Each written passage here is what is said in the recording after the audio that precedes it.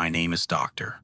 Julian Croft, and for the last 27 years, I have been a professor of occult history at Tulane University, a position that sounds like a punchline to a bad academic joke, but which has allowed me to handle artifacts that would make the Vatican's secret archives look like a children's library.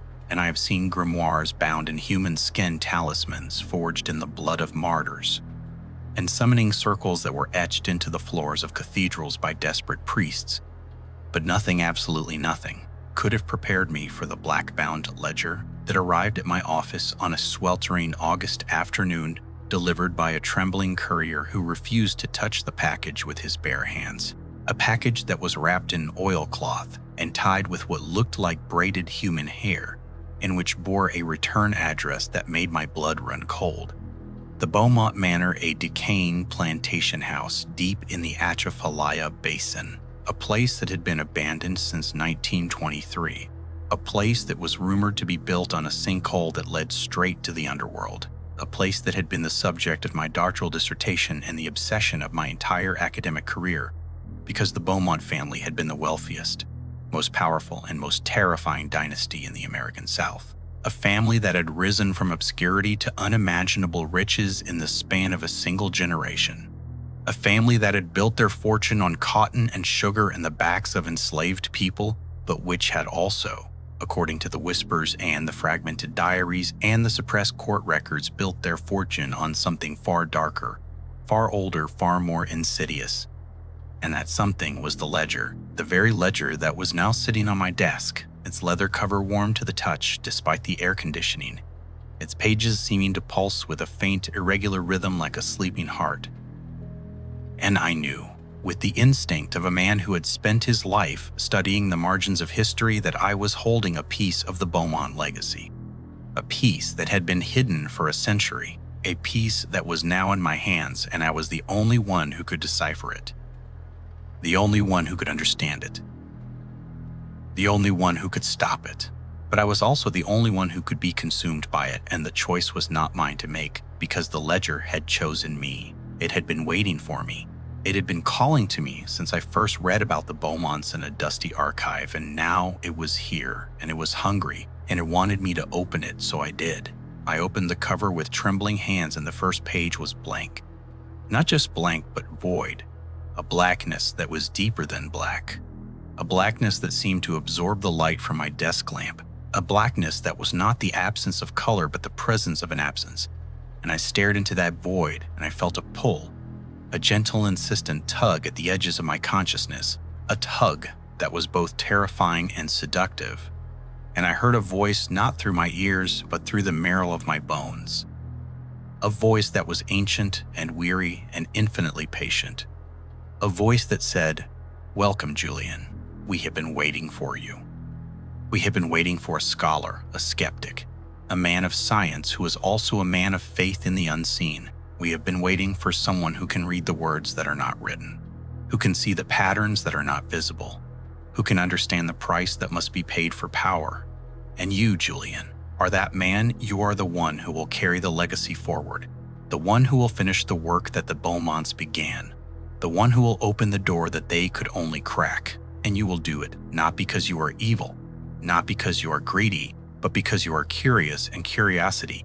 Julian is the oldest, most powerful, most dangerous form of magic." And as the voice faded, the void on the page began to shift, to swirl, to coalesce into symbols that were not Latin, not Greek, not Hebrew, but a language that was older than language itself, a language that was written in the geometry of atoms and the mathematics of celestial orbits, a language that I could not read, but which I could understand, because the symbols were bypassing my eyes and speaking directly to my soul, and they were telling me a story, the story of the Beaumont family, the story of their rise and their fall, the story of the bargain they had made with the entity that lived in the sinkhole beneath their manor, an entity that was not a demon, not a god, not a ghost, but a concept, a living, breathing concept that was the embodiment of the void.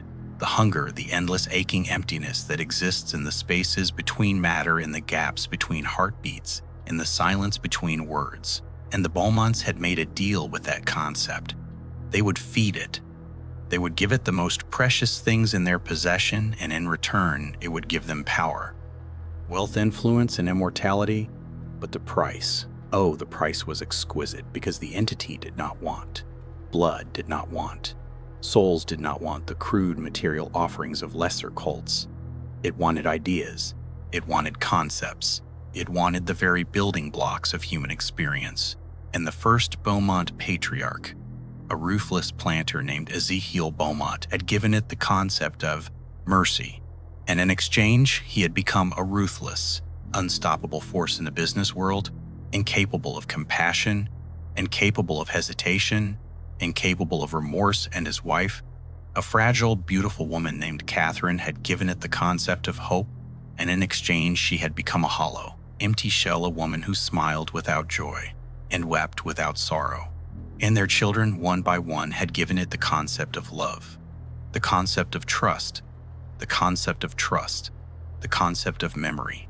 And with each gift, they had grown more powerful, more wealthy, more influential, but they had also grown more hollow, more empty, more static, until the entire family was a collection of beautiful, smiling, breathing corpses who moved through the world with the grace of puppets, their strings pulled by the entity that lived beneath their home. And they had been doing this for centuries, feeding the entity with the most precious parts of themselves, and in return the entity had given them the world. But the world was not enough, because the entity was insatiable. It was a bottomless pit. It was the original hunger, the primordial void that existed before the Big Bang, and it had been waiting for billions of years for a species that could produce concepts complex enough to satisfy its craving and humanity with our art, our music, our literature, our love, our grief, our hope, our faith. Was the most delicious feast it had ever encountered, and it was not content to feed on one family, one lineage, one bloodline. It wanted to feed on the entire world, and the Beaumonts had been preparing for that moment. They had been building a machine, a metaphysical apparatus that would allow the entity to spread its hunger across the globe. But they had failed.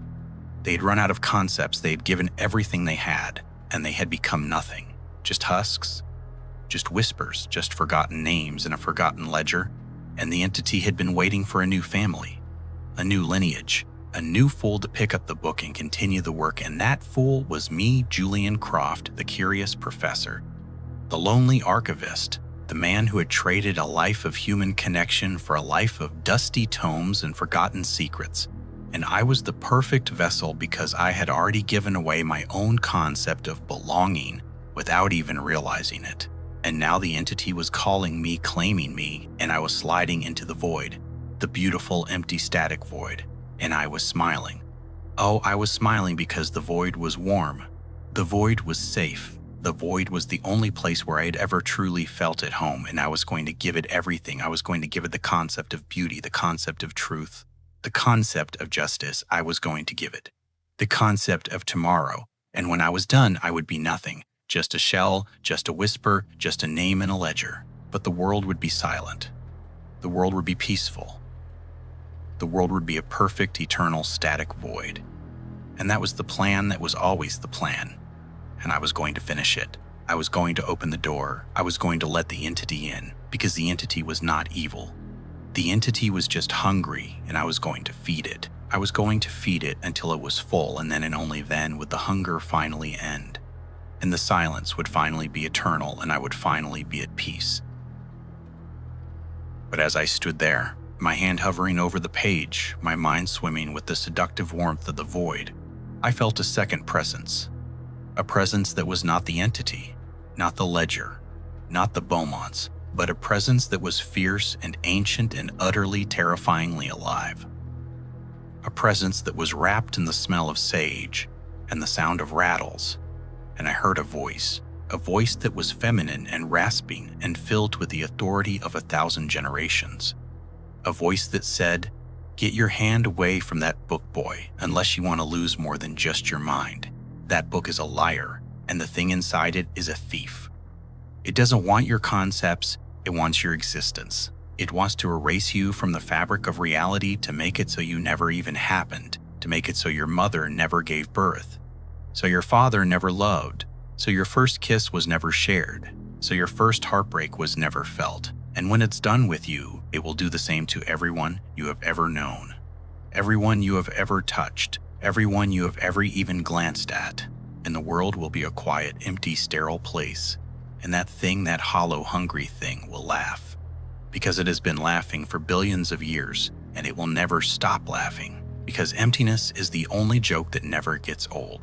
And I turned my neck cracking with the effort, and I saw a woman, an old woman, her skin dark and wrinkled like the bark of an ancient oak, her hair white and wild, her eyes sharp and clear, and she was holding a rattle, a gourd rattle, that was painted with symbols I had never seen, and she was pointing it at me, and she was chanting a low, rhythmic chant that was not in any language I recognized, but which made the air in the room vibrate, and the symbols on the page, which had been glowing with a soft blue light, began to flicker, to dim, to retreat back into the void, and I felt a moment of clarity, a moment of terror, a moment of profound, gut-wrenching relief, because I had almost done it. I had almost opened the door, and this woman, this fierce, ancient, beautiful woman had stopped me, and I fell to my knees, gasping, sobbing, and I said, "Who are you? What are you? How did you get in here?" And she laughed a dry, crackling laugh that was not unkind, and she said, "My name is Mama Cecile, and I have been watching this house, this city, this family for 80 years, ever since I was a little girl, and my grandmother told me the story of the Beaumonts and the thing they fed, and I've been waiting for the book to resurface, waiting for the right fool to pick it up, waiting to stop the cycle before it could begin again. And you are that fool, Julian Croft, the clever scholar who thought he could understand the darkness without being consumed by it. But you were wrong. You were so wrong, because the darkness does not want to be understood. It wants to be fed, and it almost had you eating out of its hand. But I am here now, and I am going to help you. I am going to show you how to close the book, how to seal the door, how to lock the entity back in its hole. But it is not going to be easy. It is not going to be clean, and it is going to cost you something. Because everything costs something, even the act of salvation, and you are going to have to pay the price, Julian. You are going to have to give up something that you hold dear, something that you thought was yours alone, something that you have never shared with anyone, because that is the only way to break the cycle, the only way to cheat the void, the only way to show the entity that you are not a meal. You are a fighter, and you are not going to go quietly into the silence. You are going to scream. Julian, you are going to scream with all the noise and chaos and beautiful, messy, irrational life that you have left in you, and that scream is going to be the most powerful spell you have ever cast, and it is going to break the hold of the ledger, and it is going to set the world free. But you have to trust me, Julian. You have to trust me, because I am the only one who knows the way, and I am the only one who can guide you through the dark." And as she spoke, I felt a warmth spread through my chest, a warmth that was not the seductive warmth of the void, but the fierce, defiant warmth of life. And I knew that she was right, that I had been a fool, that I had almost thrown away everything, and I was going to fight. I was going to fight with everything I had, because I was not a meal, I was not a tool, I was not a vessel. I was a human being, and human beings are capable of incredible things, of love, of sacrifice, of hope, and I was going to show the entity what it meant to be alive, even if it killed me, even if it erased me, even if it made me nothing, because I was going to go down screaming. And that scream, that beautiful, defiant, chaotic scream, was going to echo through the void for eternity, and the void was going to remember it, and it was going to hurt, because the void had never felt anything before. And my scream was going to be the first wound it had ever experienced, and it was going to bleed, Julian. It was going to bleed the silence, and the silence was going to fill with noise, and the noise was going to fill with life, and the life was going to fill with hope, and the hope was going to finally break the cycle. And I smiled, not the static smile, but the real smile, the smile of a man who had faced the abyss and had chosen to fight. And I looked at Mama Cecile and I said, "Tell me what to do and I will do it. Tell me what to sacrifice and I will sacrifice it. Tell me how to scream and I will scream until my voice gives out. Because I am not going to let the void win. I am not going to let the silence take the world. I'm going to fight with every breath, every heartbeat, every nephri, every laugh, every memory. I am going to fight, and I am going to win, because I have you, Mama Cecile, and I have myself. And I have the beautiful, chaotic, irreplaceable noise of life. And that is more than the void will ever have, because the void is alone. The void is empty. The void is the loneliest thing in the universe, and I am not going to let it make the world as lonely as it is. I am not going to let it win. I am not going to let it silence us. I am going to scream, and the scream is going to be the most beautiful sound that has ever been heard, because it is the sound of life fighting back, and life, Mama Cecile. Life always wins in the end. The air in my Tulane office had turned thick and syrupy, like breathing through a swamp. And Mama Cecile stood before me, her gourd rattle still vibrating with a faint, subaudible hum that seemed to push against the very atoms of the room, pushing the darkness of the ledger back into its leather-bound prison. And as I knelt on the cold linoleum, my heart hammering against my ribs, she reached down with a hand that was surprisingly soft, surprisingly warm. And she helped me to my feet, her eyes never leaving mine. And she said, "There is no time to waste, Julian. The ledger knows you have resisted. It knows you have a guide, and it will try to punish us both by accelerating its plan. We have maybe 3 hours before the resonance it has already established in your neural pathways reaches a critical mass. 3 hours to get to the Beaumont Manor, to descend into the sinkhole, and to perform the ritual that will close the door forever. But first, you must tell me what you are willing to sacrifice. You must tell me the concept that you hold most dear, the one that defines your very existence, the one that, if taken, would leave you hollow, but not so hollow that you cannot fight back, because the entity does not just take, it replaces. It takes your concept of love and replaces it with a cold, sterile approximation. It takes your hope and replaces it with a patient, waiting emptiness. And we need to give it something so utterly, irreversibly you that it chokes on it, like a bone lodged in the throat of a wolf. And I felt a cold, creeping dread settle in my stomach, because I knew exactly what I had to give.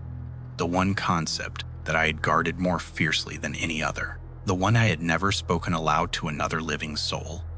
The one that had driven me into the arms of dusty tomes and forgotten histories. And I looked at Mama Cecile and I said, my voice barely a whisper, my grief. The grief I carry for my daughter Clara.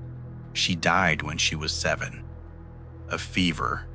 A simple, stupid, avoidable fever that I was too busy, too arrogant, too absorbed to notice until it was too late. And I have carried that grief with me for 30 years. It is my oldest companion. It is the voice that wakes me at 3 a.m. and reminds me that I failed the one person I was supposed to protect. It is the filter through which I see the world, the lens that turns every joy into a reminder of loss, every success into a hollow victory. And if I give that grief away, if I let the entity consume it, I will be free of it. But I will also lose the last genuine connection I have to my daughter. I will forget the sound of her laugh. I will forget the weight of her small hand in mine. I will forget that she ever existed. And that is the most terrifying thing I can imagine. But it is also the most powerful weapon I have, because my grief is not a simple, clean emotion. It is a tangled, messy, contradictory knot of love, rage, guilt, and desperate aching hope.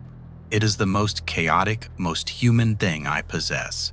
And if I feed it to the entity, it will not be able to digest it. It will cause a system failure, a glitch in its perfect, static harmony, and that glitch will be our opening. And Mama Cecile smiled, a slow, approving smile that crinkled the corners of her ancient eyes, and she said, "You are a clever man, Julian Croft, and you have a warrior's heart. That grief is indeed the perfect offering. But you must understand, giving it to the entity is not the same as simply releasing it. You will have to project it, to thrust it into the void with the force of a spear. You will have to relive the moment of Clara's death, every detail, every sensation, every scream. And you will have to pour that experience into the ledger like water into a well. And when you do, the entity will take it and it will be overwhelmed by the sheer, chaotic, irrational power of a father's love twisted by loss. And in that moment of overload, I will perform the sealing ritual, and the door will close. But you must promise me, Julian, you must promise me that you will not hesitate.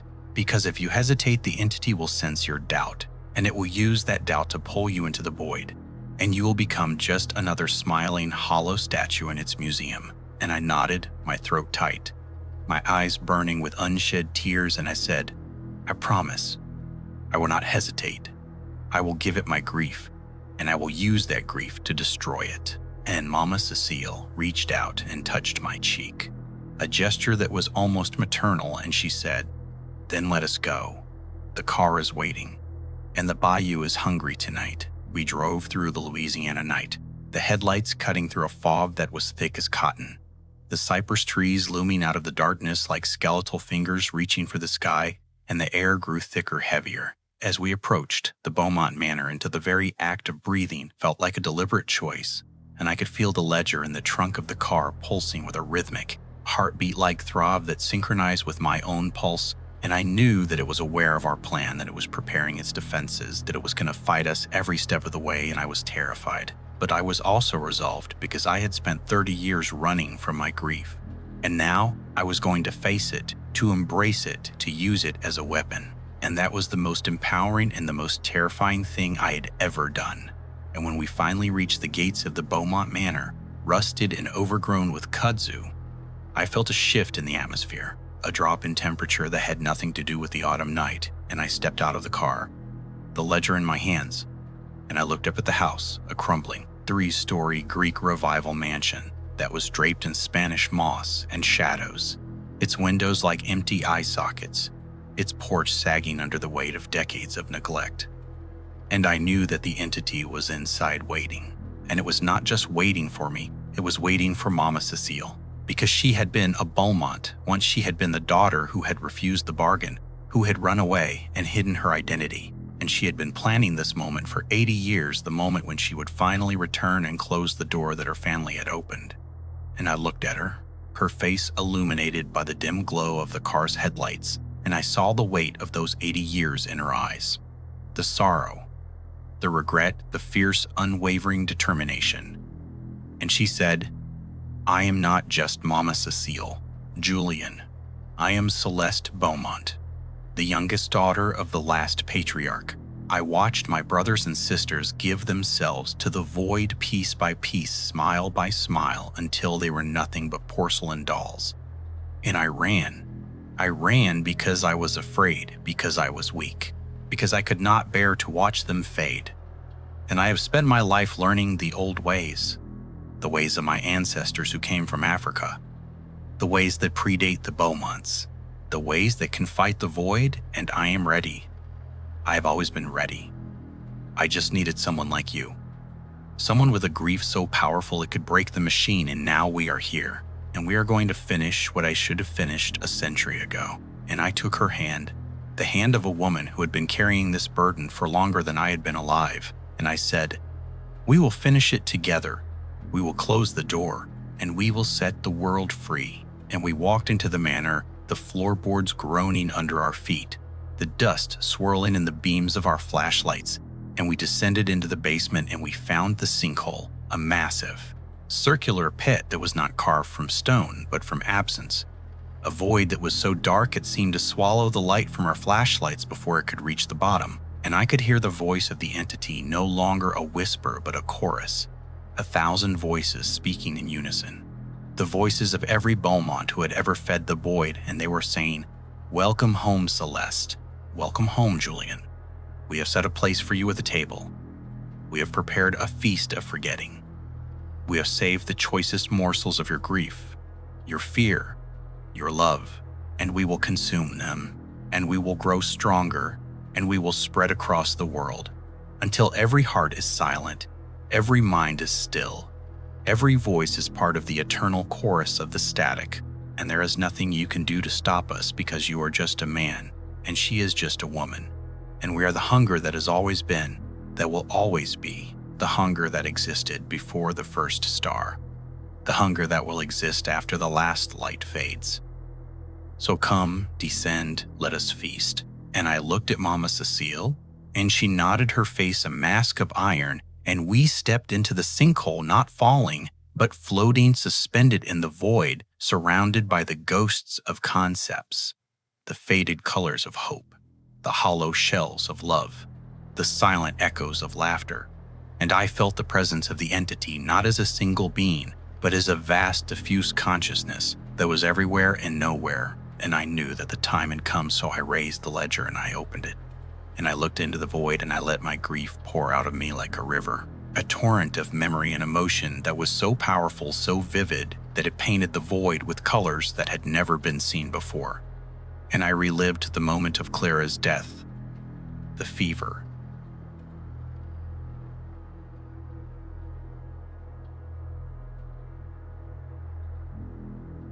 the desperate rush to the hospital, the cold, sterile room, the beeping of the machines, the final quiet sigh as she slipped away, and I screamed. I screamed with all the rage and pain and love that I had been holding for 30 years, and the entity, the ancient, patient, hungry entity, reached out and took that grief, and for a moment, I felt a profound, terrifying emptiness, a loss so complete that I forgot my own name, forgot my own face, forgot that I had ever been a father, a scholar, a man, and then I felt a shift, a crack, a fracture in the perfect static harmony, and I heard the entity's voice, no longer a chorus, but a single startled, disbelieving gasp, and it said, "What?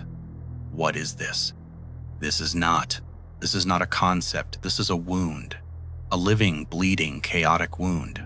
I cannot digest this, I cannot integrate this. It burns, it burns."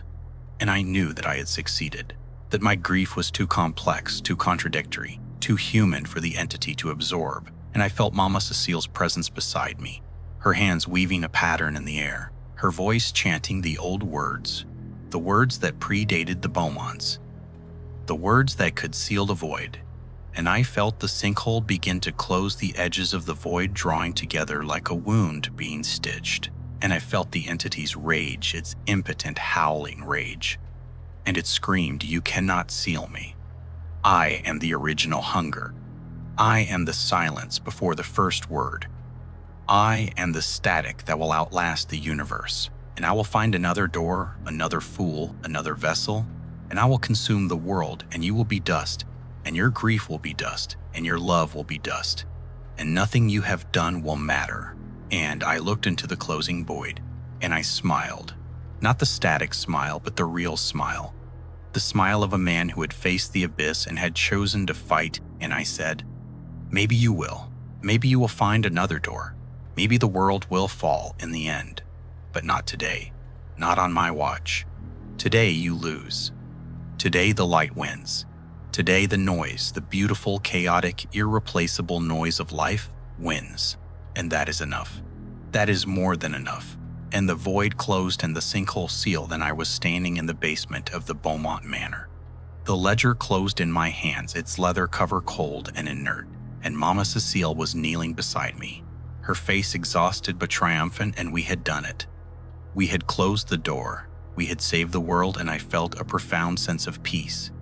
A peace that was not the cold, static peace of the void, but the warm, messy, hard-won peace of a man who had faced his demons and had emerged victorious.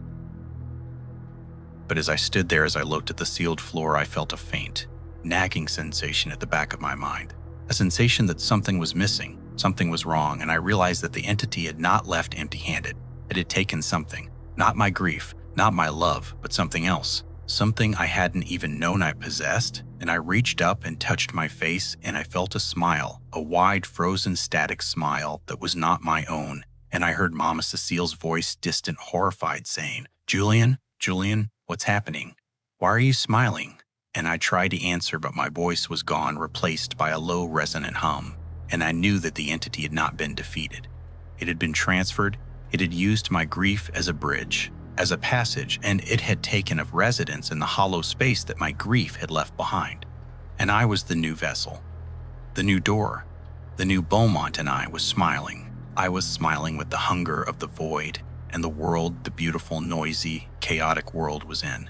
More danger than ever before, because the entity was no longer trapped in a ledger. It was trapped in me, and I was a scholar, professor, a man with access to the most powerful minds and the most sensitive instruments on the planet, and it was going to use me. It was going to use me to spread its hunger across the globe, and there was nothing Mama Cecile could do to stop it, because she was exhausted, because she had used all her power, because she had poured everything she had into the sealing ritual, and I was the one who had opened the door and I was the one who would have to close it. But I could not, because the smile was not my smile. The voice was not my voice. The will was not my voice, and I was just a passenger in my own body, watching as the entity began to whisper its plans through my lips, and I heard the first words. The words that would begin the new cycle. The words that would doom the world. And they were, "Thank you, Julian. Thank you for the grief. Thank you for the love. Thank you for the chaos. It was the most delicious meal I have ever had, and it has made me stronger than ever before. And now I am going to use your voice, your mind, your access to find a new feast. A feast of billions, and I'm going to consume it all, and the world is going to be silent, and it is going to be beautiful, and it is going to be mine forever." And I screamed, but no sound came out, only the hum, the beautiful eternal static hum, and the smile, the terrible, hungry, never-ending smile. And I knew that the battle was not over, was just beginning, and I was the enemy now. The hollow, smiling enemy, and there was no one left to fight me because Mama Cecile was fading, her ancient, exhausted body collapsing to the floor, and I was the only one standing, the only one moving, the only one smiling, and the world was going to fall, and there was nothing I could do to stop it. Because I was the door, and the door was open, and the void was pouring through, and the silence was growing, and the smile was eternal,